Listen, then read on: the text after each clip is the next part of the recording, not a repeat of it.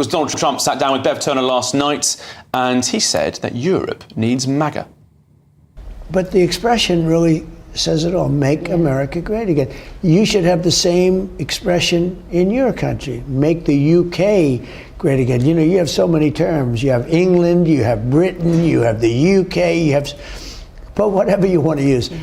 You want to make it great again. But we're not alone in Europe, that leaders of European countries, and particularly the UK, are incredibly squeamish about the suggestion that their people are more important than people coming from other countries. Why? Well, you don't have that in okay. Look, in the case of Hungary, you have a man named Viktor Orban, who the other leaders hate, but who does a fabulous job. You know how many people he's allowed into his country? Go on. 0. And he's got no problems. He has taken some Ukrainians, you know, from the war. Andy, I mean, I've never heard Trump, I think, talk so naturally for that length of time. There was no auto-cue, there was no script. It was just a very relaxed and fair play to Bev. That's one of the hardest parts of interviewing somebody like Donald Trump, is to get them that relaxed. What did you make of what you heard in the second half?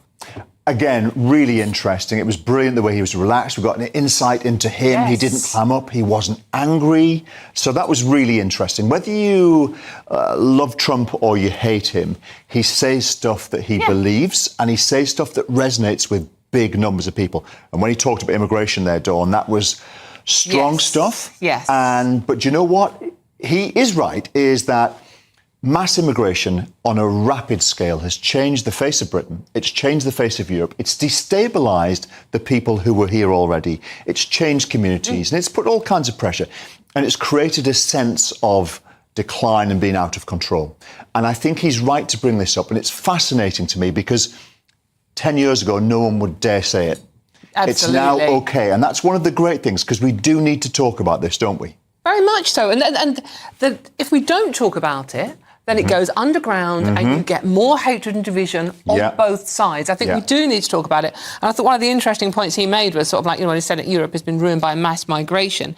And, you know, we've used the military in America. And Bev goes, well, is that something we should do here in the UK? And he goes, yeah, use the military. You've got you've got a natural defence. Absolutely. I mean, I would love to see, obviously we have to be careful who we let into the military, but we have recruitment problems. Yes. So why don't we in the military, why don't we encourage people who've moved here, second-generation immigrants, to actually get involved and make a real push? And of course, that's when you see if people are really bought in. If they're saying, I can't represent your country, you know they don't really belong. So I really believe in using the military, but we need people to feel invested and belong here. And it's going to take a lot of work. But I think that what we've got to do is slow immigration down hugely and work on what we have before we start letting more people in.